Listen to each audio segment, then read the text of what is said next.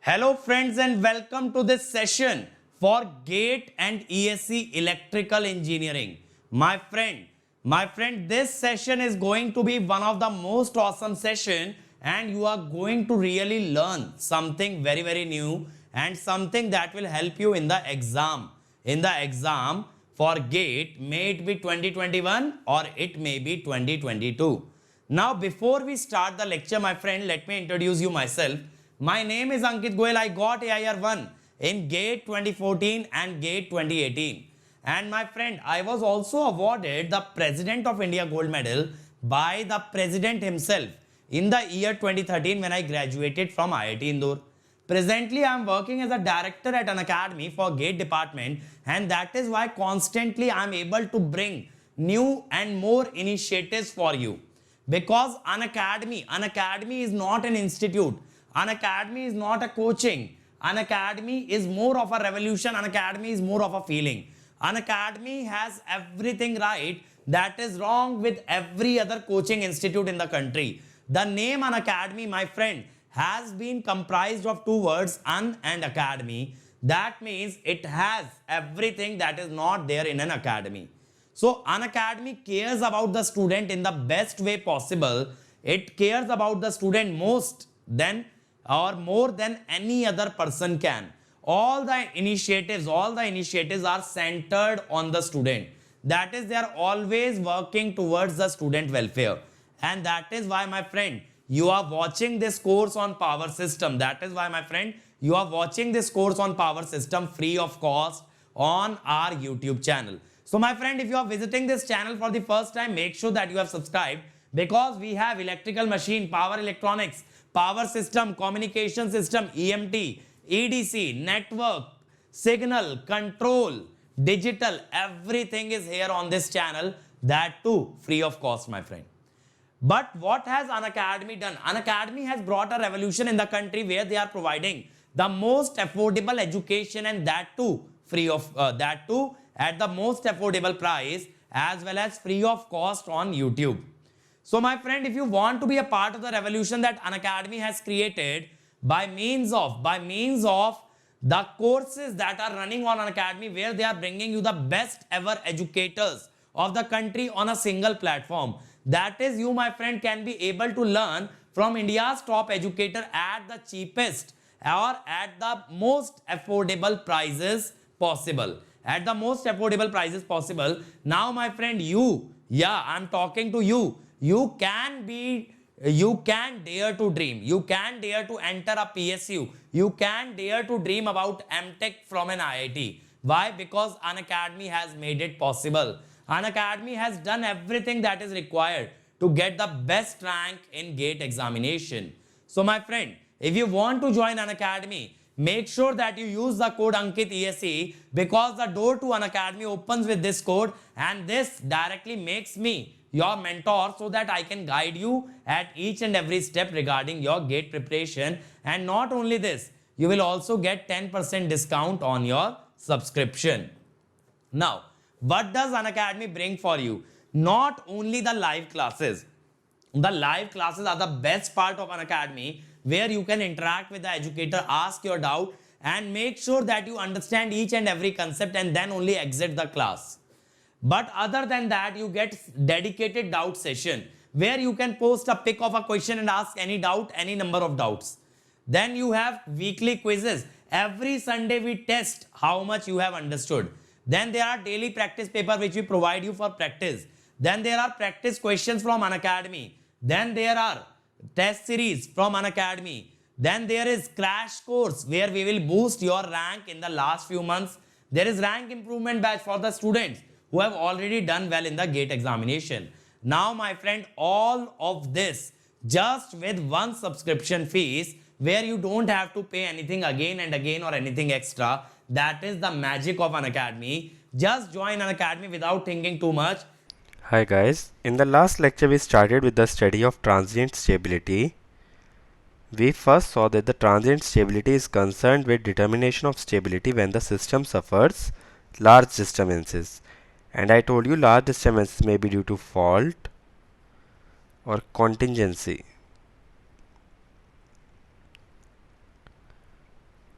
Then we saw that transient stability study is done to determine the operating time of circuit breaker, which must always be less than critical clearing time. What was the critical clearing time? It was the maximum time at which a fault can be cleared to ensure that the system remains in synchronism. Then we studied about assumptions in transient stability analysis. There I told you have to neglect the effect of AVR and speed governor so as to do the worst case analysis and determine the stability. Then we saw power transfer, where I told you whenever a fault will occur, then what we will consider is that the reactance changes. So we defined three reactances, one before the fault, during the fault, and after the fault is cleared. And similarly we defined three Pmax, Pmax 1, Pmax 2, Pmax 3. This was called as transient stability limit, and the other two were steady state stability limit. And the last we saw was equal area criterion, which was a special case of swing equation for single machine or two machine system, which stated that integral PAD delta must be 0. That is, area under the accelerating power curve must be 0. So in this lecture we will consider different cases of transient stability analysis, and we will try to apply the equal area criteria to each and every problem so as to determine the stability criteria. Okay.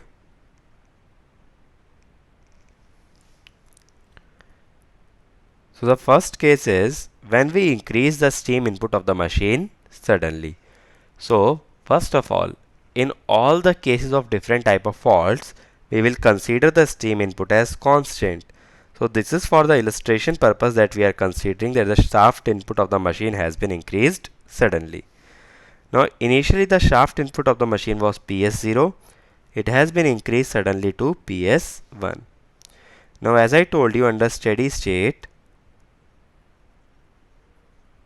what happens is shaft power should be equal to electrical power. Now this curve here, this represents electrical power and this is my shaft power. So initially the machine is operating at an angle delta naught. Now when the shaft power has been increased to PS1, the intersection moves to the point delta 1. That means the new steady state value should be delta 1. So we have to go from delta naught to delta 1. Ideally what should have happened is the delta should have increased from delta naught to a value delta 1. But let us see what happens in practically. So when shaft input is increased to PS1, so here we will make use of two equations. One is your swing equation, h by pi f d square delta by dt square, shaft input minus electrical output, and other equation is d delta by dt, which is equal to omega minus omega s. Now let us see at point A. What happens is shaft input goes to PS1, but electrical power cannot change suddenly, it remains PS0. So PS1 is greater than PS0, that is shaft power is greater than electrical power. Now since shaft power is greater than electrical power, from swing equation what I can say, d square delta by dt square is greater than 0. So that means rotor will accelerate. Now under steady state what happens is speed should have been equal to synchronous. Now when the rotor will accelerate, speed will become greater than synchronous, due to which d delta by dt will be greater than 0 and delta will increase, because for an increasing function the slope is always greater than 0. So if d delta by dt is greater than 0, we can say that delta increases. Now if delta increases, we will slowly move from A towards B, okay, as delta increases. So when we are moving from A to B,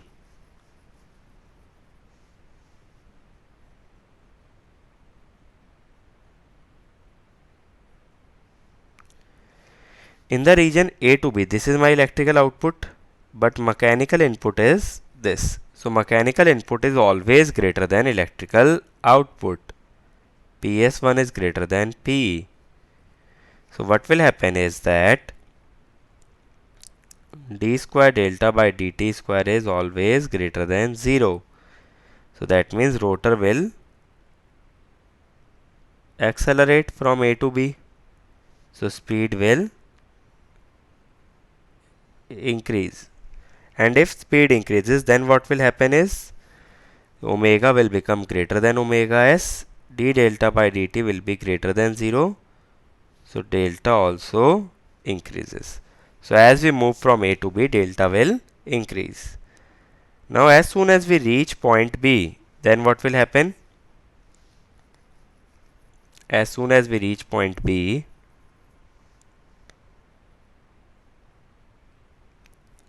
now at point B, we have the intersection of electrical and the mechanical power. So PS1 is equal to P, due to which d square delta by dt square should be 0. So that means speed becomes constant. Okay, because acceleration is 0, so speed will be constant.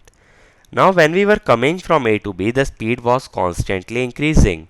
At A, speed was synchronous speed, and as we moved towards B, the speed kept on increasing. That is, suppose synchronous speed is 1000 rpm. As we are moving from A to B, speed increases. So let us say at point B, I have 1500 rpm. But speed at B is definitely greater than omega s. Because from A to B speed was increasing, at A it was omega s, so at B it will be greater than omega s. So d delta by dt will be greater than 0. So delta will increase. That means we will go beyond B. Okay. Ideally, when we were coming from A to B, we should have stopped at B, but here we will go beyond B because delta is still increasing. Now if we go from B to C, what happens is, this is my mechanical input, but this is the electrical output. Definitely electrical output is greater than mechanical input. From B to C, electrical output is greater than mechanical input. So d square delta by dt square is less than 0. So rotor will decelerate. That is, speed will start reducing.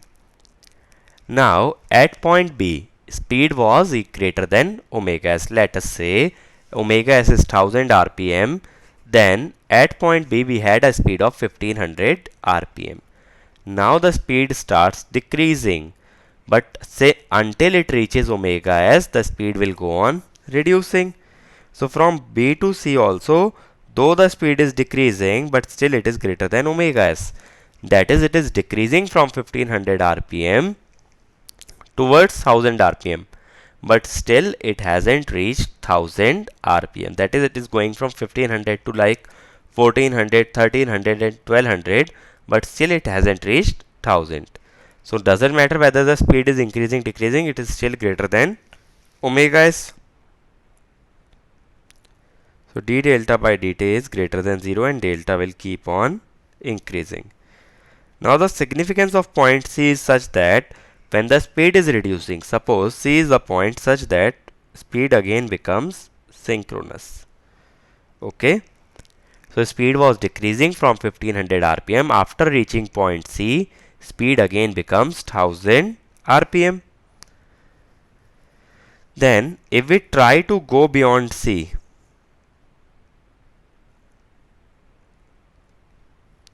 then what will happen is PE is greater than PS1. Okay. Then d square delta by dt square is greater than 0. Sorry, lesser than 0.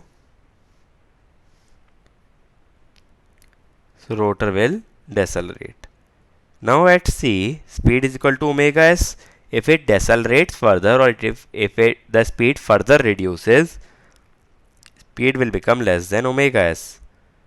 So d delta by dt will become less than 0, delta will reduce. That is, we will start coming back from C towards A if delta starts reducing. So we will go from A to C as delta will keep on increasing until speed is greater than omega s. But when now speed becomes less than omega s, how it becomes less than omega s? Because rotor was continuously decelerating. At C, the speed goes to synchronous. Beyond C, it will reduce below the synchronous, which will cause the delta to reduce. And we will move from C to A. Now when we are moving from C to A, first we will go from C to B. So when we are going from C to B, electrical power is definitely greater than shaft power. So d square delta by dt square will be lesser than 0. Let me write down the equations here.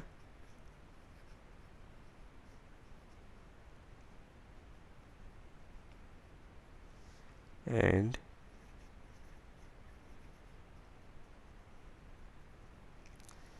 now at C, speed was synchronous. From C to B, speed will decrease. So rotor decelerates. And if its speed reduces, at C it was omega s. So while going from C to B, it will be less than omega s because it is reducing below synchronous speed. So d delta by dt will be less than 0 and delta will go on reducing. So if I assume that at C speed was 1000 rpm, that is synchronous. Now it will go on reducing till B. Let us say at B we have 500 rpm. Okay. So now when we will go from, we will consider the case of at the point B.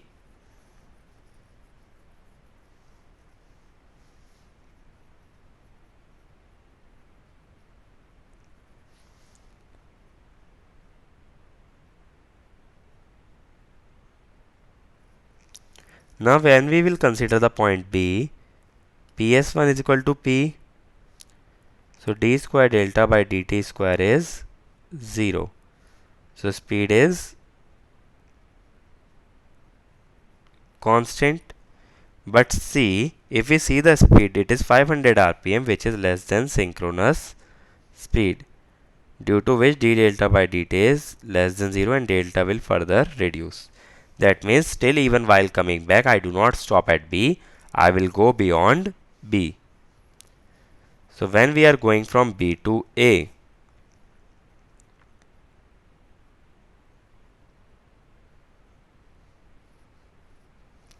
what will happen is that electrical power is less than shaft power, due to which d square delta by dt square will be greater than 0.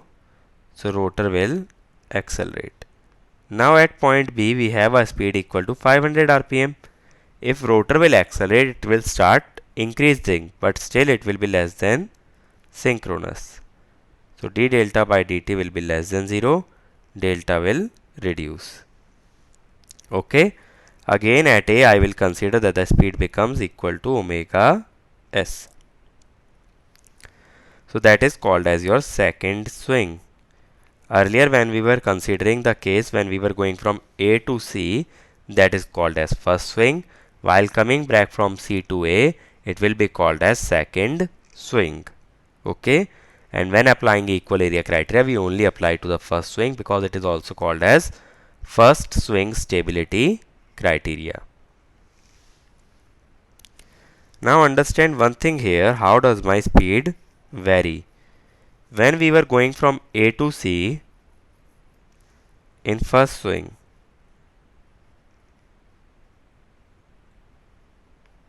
when we were going from A to C, A to B, omega was increasing, B to C, omega was decreasing. So how is it was varying like this? That means at B we have a maxima omega max. But at second swing from C to B, speed was reducing from B to A, speed was increasing. That is, it was like this. So at B we had a minima. That is, in first swing we get the maximum speed at B, and in second swing we get minimum speed at B. But at both ends C and A, we have speed equal to synchronous speed. Okay. Omega max or omega min, depending whether you are considering first swing or the second swing. Now let us consider how to apply the equal area criteria to this problem. Now if you see, when we were going from A to B, speed was increasing, so the area is called as accelerating area. And when speed is reducing from B to C, we will call it as decelerating area because speed was reducing. Now when we are considering the area, we are taking the area between PM and PS, because area was to be accelerating power. Now when we are considering accelerating power, it is actually shaft power minus electrical power. So from A to B, this area A1, because this is my shaft power, this is electrical power, so this area A1 represents accelerating area. It will be PS1 minus P, which is equal to P max sine delta d delta from delta naught to delta 1. This is my accelerating area. Now from delta 1 to delta 2, that is from B to C, speed was reducing. So this area here between electrical power and mechanical power represents A2, that is decelerating area. So that is your delta 1 to delta 2. PS1 minus P max sine delta, it will be A2. So A1 plus A2 must be 0. Okay, that is delta naught to delta 1 PS1 minus P max sine delta d delta must be equal to, plus delta 1 to delta 2 PS1 minus P max sine delta must be 0. And if we simplify this, if we take one area on the right hand side,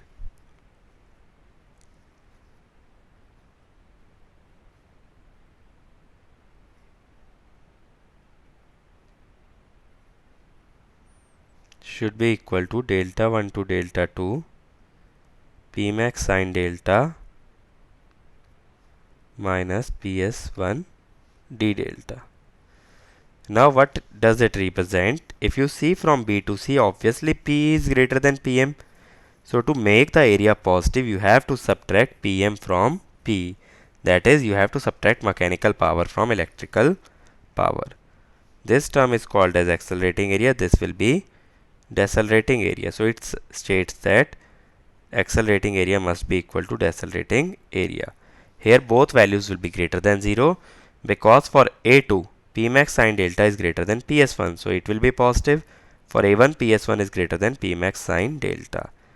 Hence it is called as equal area criteria. It states that the total area under the accelerating power curve must be 0. So the area in which the rotor accelerates should be the same as the area in which rotor decelerate. So that is why it is called as equal area criteria. Okay. Otherwise, it should have been called as zero area criteria. But now, this is fine how to apply equal area criteria. How do I know when the system will be stable or unstable? Now, what was the significance of point C? At point C, it was such that omega became equal to omega s. While going from B to C, speed was reducing. At C, it became equal to omega s. Now, consider this case when C lies here. That is, delta 2 is like this. Okay, I am not considering delta 2 here. Now, speed will go on reducing from this point to this point. Now suppose C was beyond this point. Then what happens? Let me call it as X point. Suppose at X speed is not equal to omega s, but rather speed is greater than omega s. That is, speed was reducing from B to X, but still it hasn't reached omega s.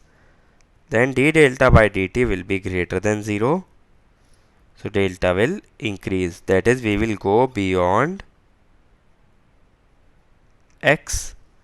Now when we go beyond X, this is my electrical power, but mechanical power is this much. So electrical power becomes less than mechanical power.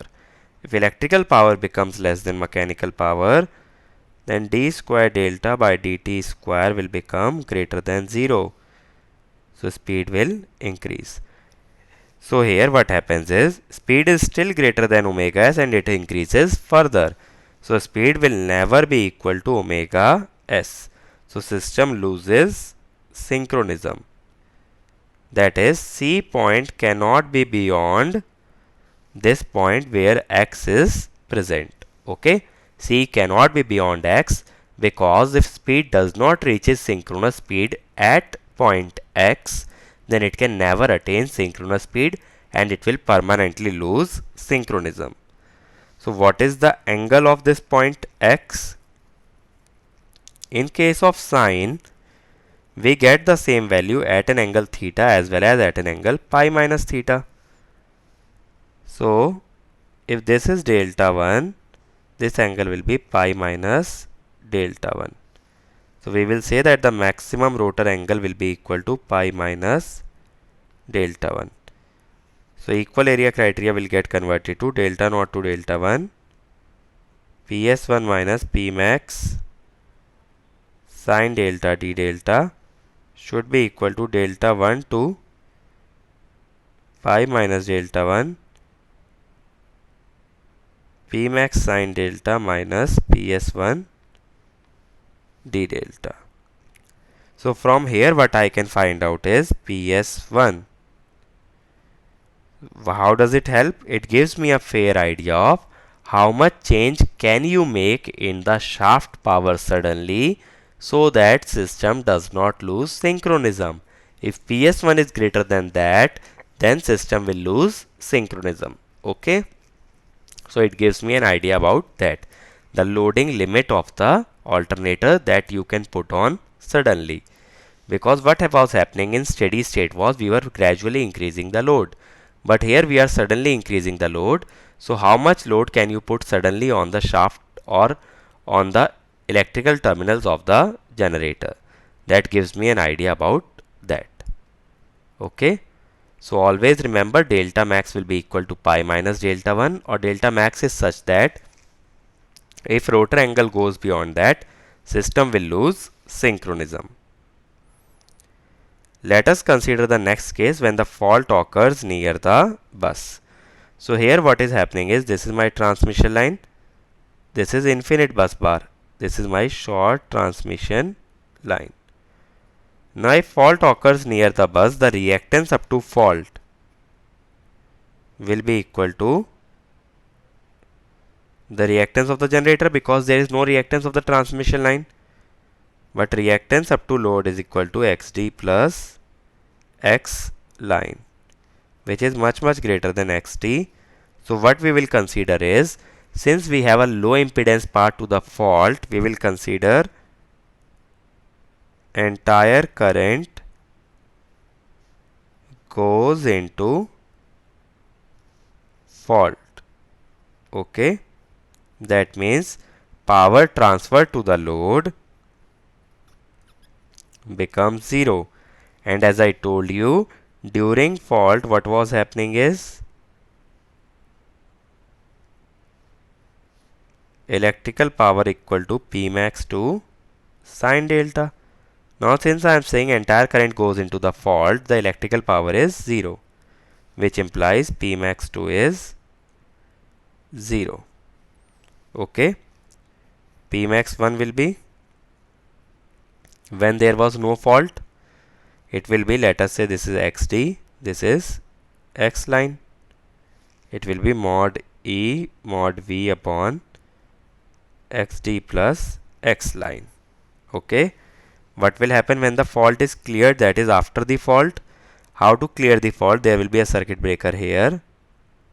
We will open circuit. So here we will have a circuit breaker.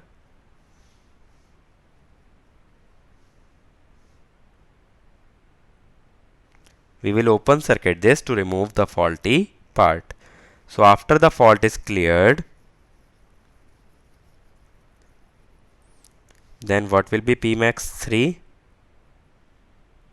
Again it will be mod E mod V upon xd plus xl. So that means x3 is equal to x1 is equal to, what is there, xd plus xl. So Pmax 1 is same as Pmax 3. Why it is same as Pmax 3?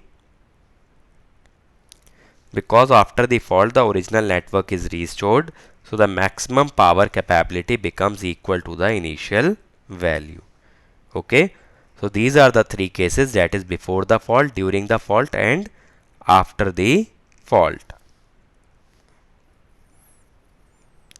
So here what we will consider is shaft input remains constant. So shaft input will be taken as constant value. So initial operating angle will be such that in steady state I told you Pmax 1 sine delta naught should be equal to PS, that is shaft power should be equal to electrical power. So delta naught will be sine inverse shaft power by Pmax 1. This will be the initial operating angle of the alternator. Now let us consider the power angle curve and try to understand how does the system oscillate. So this is the power angle curve. Don't go beyond point A first of all. Concentrate your attention to this point A. So here what is happening is, this is my mechanical input, that is represented by PS0. Okay. Here shaft input will remain same. Okay. So at A, initially system is operating in synchronism, omega is equal to omega s and PS naught is equal to P. Now suddenly fault occurs. As I told you, entire current will go into the fault. So electrical power is reduced to 0. None of the power will be transferred to load. So, but delta is constant because delta cannot change suddenly. It is the angle between a synchronously rotating frame and the rotor. Due to rotor inertia, this angle cannot change instantaneously. Delta remains constant but electrical power is reduced to 0. So we move from point A to point B. We suddenly jump from point A to point B, that is electrical power becomes 0 but keeping the delta same. Now if you see, this is my shaft power, this is my electrical power, that is 0. So at point B if you see, PS naught is greater than 0, which is equal to P. So again let me write down the equations that we will use.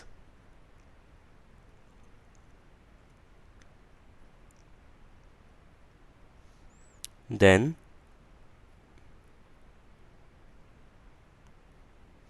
okay, since PS naught is greater than P, d square delta by dt square is greater than 0, rotor will accelerate.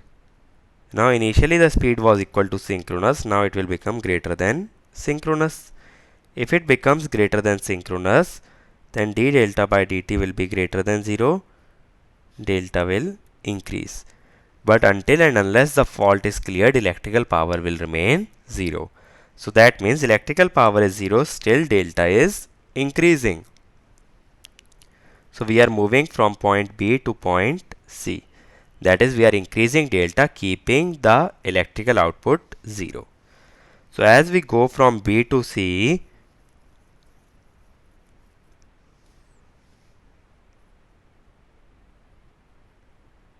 what is happening is electrical power is 0. If electrical power is 0, shaft power is greater than electrical power. So d square delta by dt square is greater than 0. So speed increases and it is greater than synchronous, so delta also increases. Now suppose at point C, fault is cleared.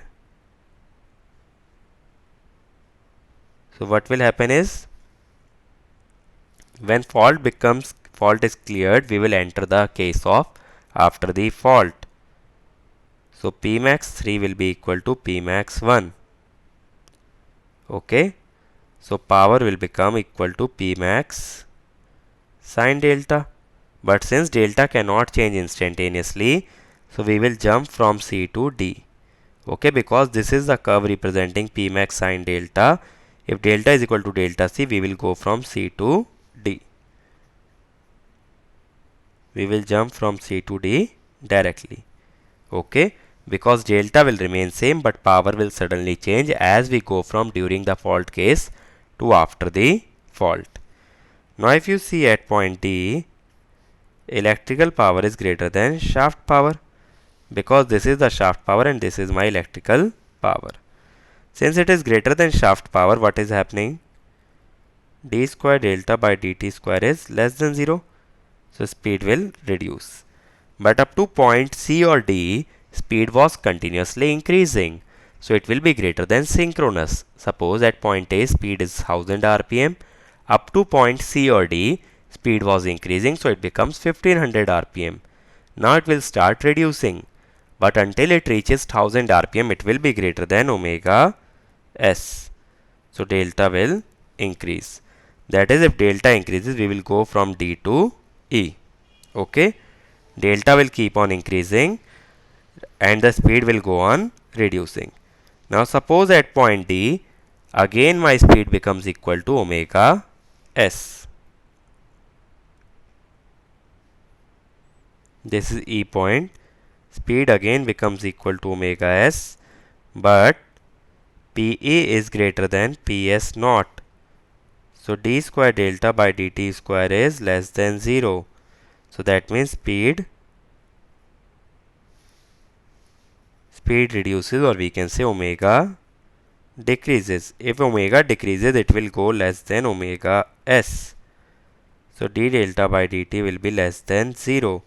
So delta will also reduce. That is, we will start going back from point C to point E towards point D. So this is called as first swing. When we go from A to B to C to D to E, because delta was keeping on increasing. Now delta will reduce. That is the case of second swing. So when we talk about second swing, now we will not follow the path like this. Why? Because once the fault has been cleared, we cannot again go back to the points B and C. Electrical power cannot become 0, because once you have removed the fault, the current will keep on flowing to the load and electrical power will be non-zero. So from E to point F is actually same as point A. From E to F, what is happening? Electrical power is greater than shaft power, because this is my shaft power. So d square delta by dt square is actually less than 0. That means omega reduces. Now at point E, speed was synchronous speed. If omega reduces, it becomes less than synchronous, due to which d delta by dt becomes less than 0 and delta also reduces. Okay, so delta reduces. We are going from E to F. At point F, what happens? Electrical power becomes equal to PS naught. So d square delta by dt square becomes equal to 0. Speed becomes constant. But since speed was continuously decreasing from E to F, this speed is still less than synchronous speed, due to which d delta by dt is lesser than 0. Delta will further reduce. That is, again we will go beyond the point f. Now while we are going, we will go from f to g. Now when we are going from f to g, what is happening?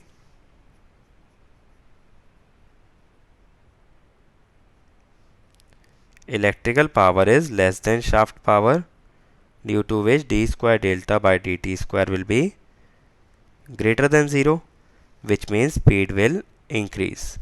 But up to point f, the speed was continuously decreasing. Let us say it is 1000 rpm, here it becomes 500.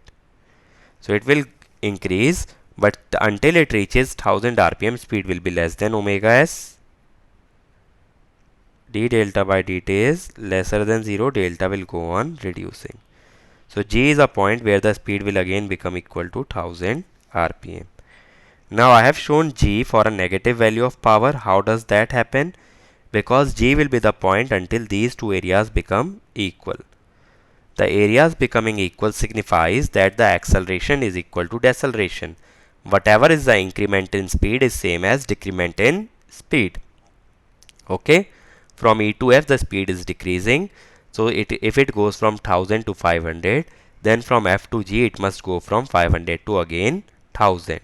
Increment must be same as decrement. So it will keep on reducing until the speed again becomes equal to synchronous. And that point even may be negative. That is not an issue. Now let us see how delta and the power angle vary. Sorry, speed and the power angle vary. First let me plot omega versus t. Now initially the speed was equal to omega s at point A.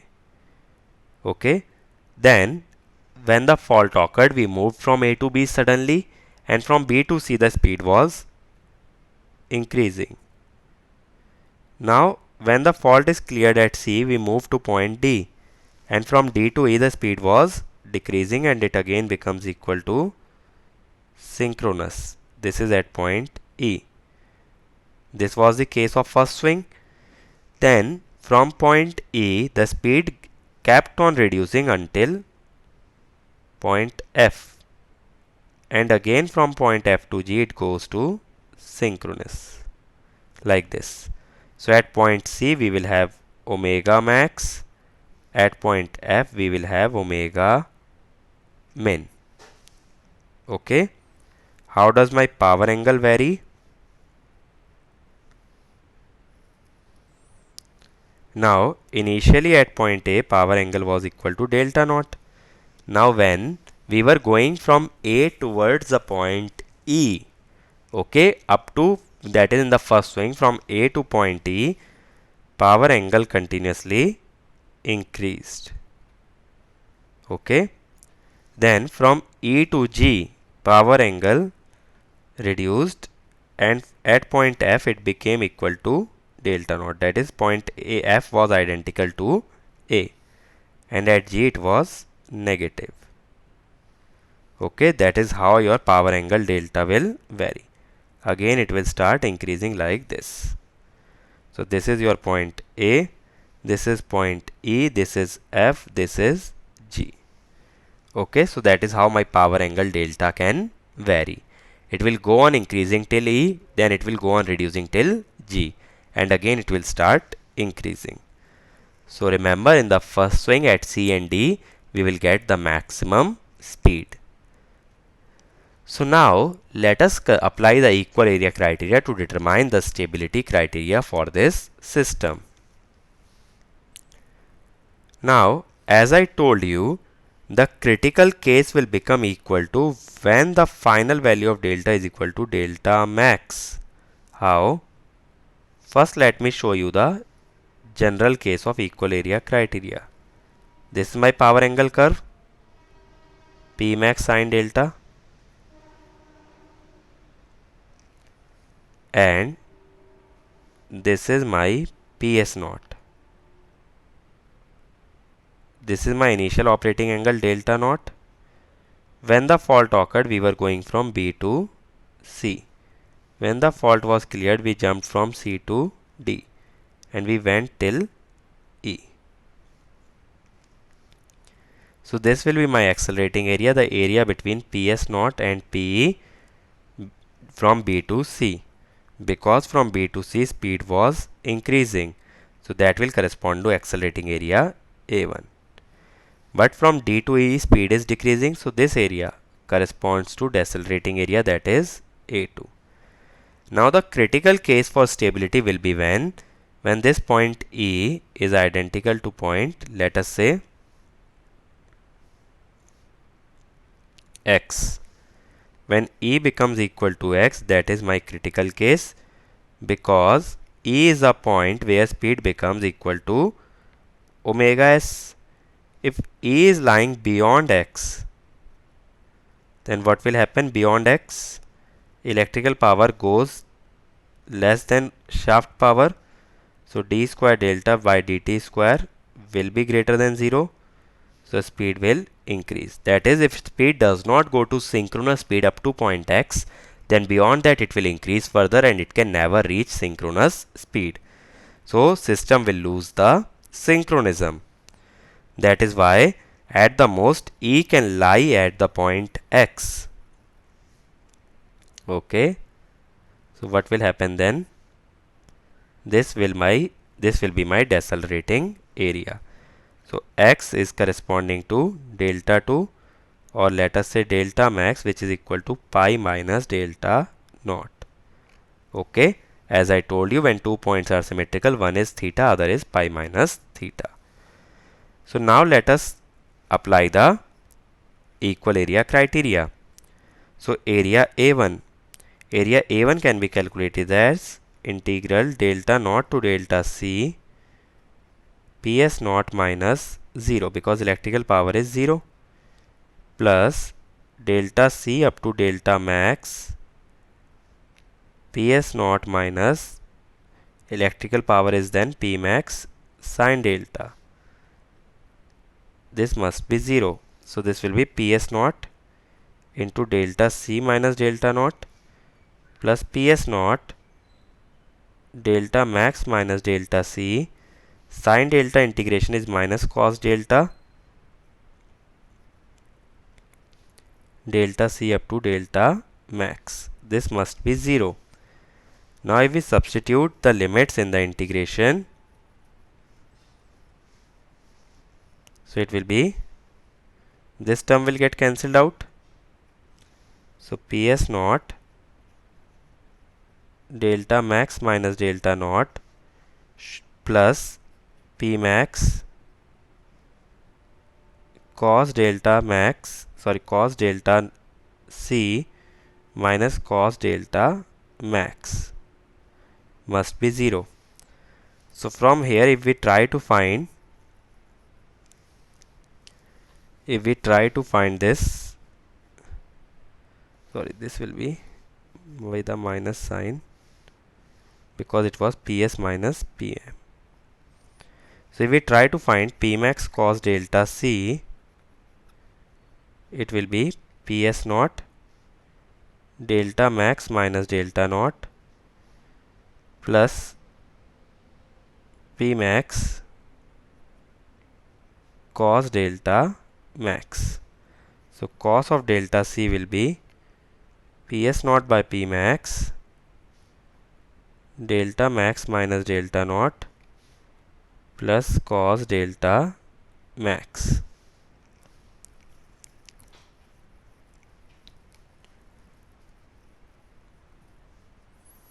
So delta C will become equal to cos inverse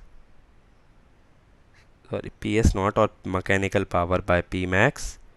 Delta max was pi minus delta naught, so it will become pi minus 2 delta naught.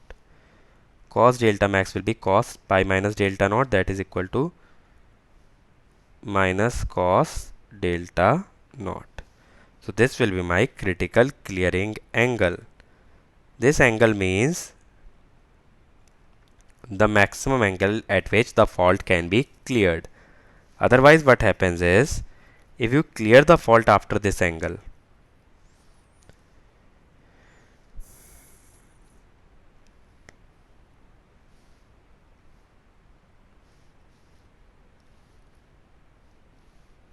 Suppose this is my delta CR, critical clearing angle, but I clear after this. Okay. Then at critical clearing angle, this area is same as this area. But if you clear the fault at this angle, let us say delta C, which is greater than critical clearing angle, then what will happen?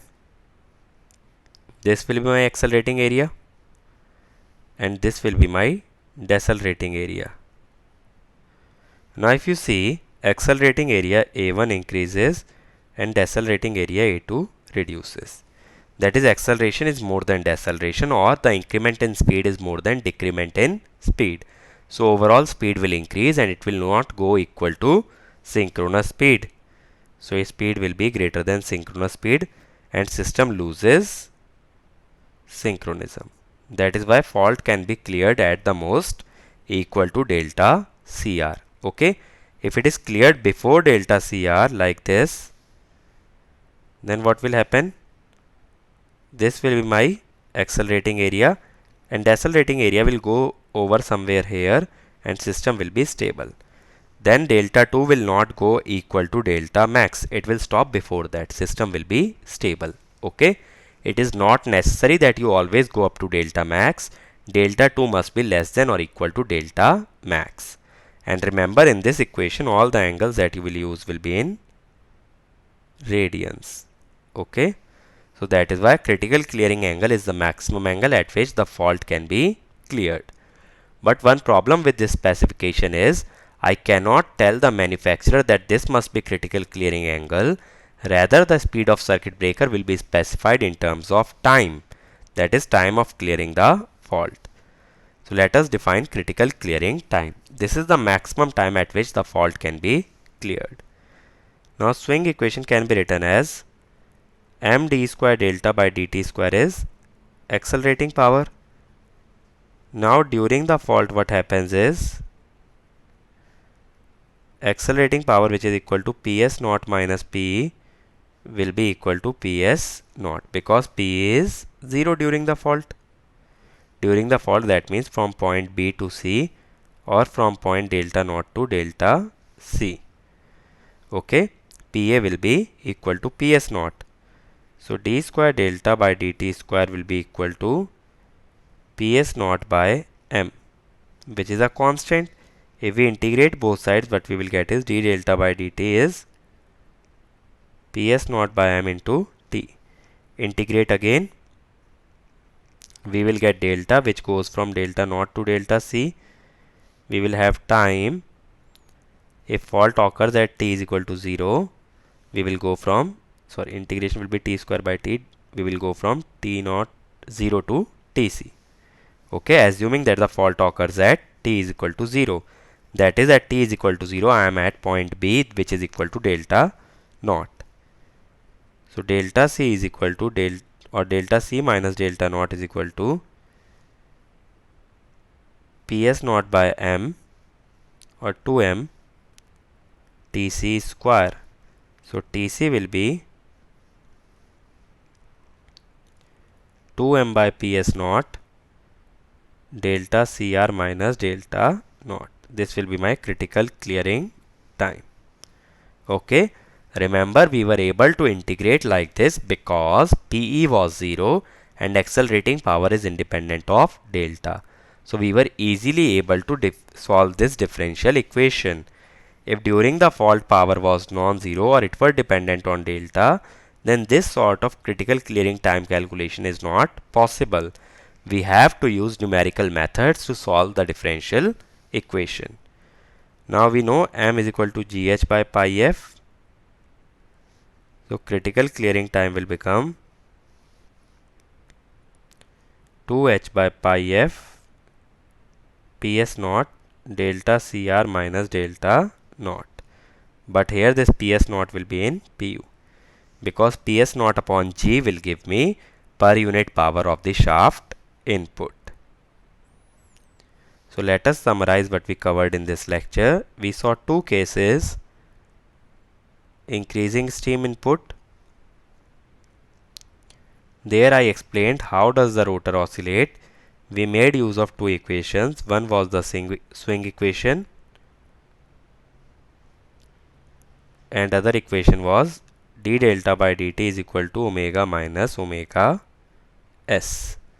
And we saw that here we can find the PS1, which meant how much the shaft power can be increased suddenly without losing stability. Then we saw the case of fault near the bus. In that, what we tried to find was, first we saw oscillations, then we determined critical clearing angle, cos inverse Pm by Pmax delta max minus delta naught plus delta max. Okay, and we determined critical clearing time, that is under root 2m by ps naught delta cr minus delta naught. Okay, so remember here angles are used in radians and these are critical clearing angle and time. And in the case fault occurs near the bus, after the fault is cleared, original network will be restored and Pmax3 will be equal to Pmax1. That is the characteristic of this type of fault. We will consider some other cases in the next lecture to determine the transient stability. So my friend, if you want to join Unacademy, if you liked the lecture, if you like the content that you have just watched and you have decided that Unacademy is the right place for you and you want to learn with me, you want to learn from me, then don't hesitate, because that is where we are conducting free classes every day that will boost your GATE rank. So if you decide to take subscription, click on GATE and ESE, click on get subscription. After this, you can choose the plan that you want to opt for. The final year and dropper can take 1 year plan, second and the third year can take 2 year plan. But don't forget to use the code Ankit ESE. This will give you 10% off as well as it will bring you under my guidance. And as you can see, the prices are really affordable, my friend. It is much less than any other institute can offer you, and that is why I keep repeating, Unacademy is not an academy. It is a revolution. It is a feeling. You can make the payment by credit, debit card, EMI, net banking. Also, EMI is available on debit card, but for HDFC debit card and Bajaj Finserv debit card. So if you are from a weak financial background, you can pay the amount in installments, but only use the code Ankit ESE. And my friend, these are some videos where I have told how to study, how to get the best rank in GATE, and these videos will really help you in cracking GATE. So make sure that you watch each and every one of them.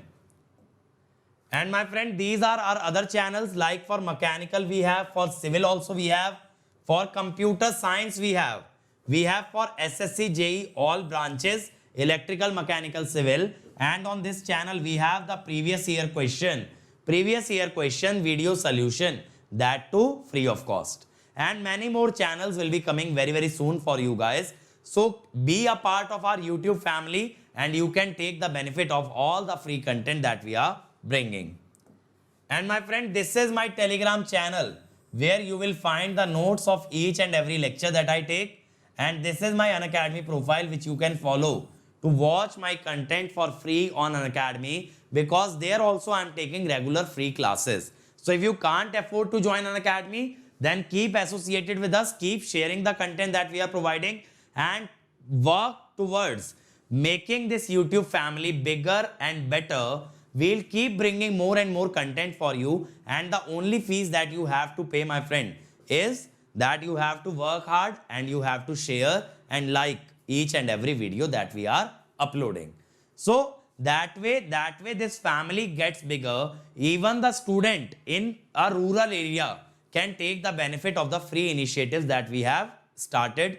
And my friend, you also get the best rank in GATE without having to stress about how to pay. So if you can't be paying or you can't afford to pay, then make sure that you are building this YouTube family, a bigger and a better YouTube family, the biggest and the best community of all electrical engineers. So that is all from my side. See you again in the next lecture. Thank you.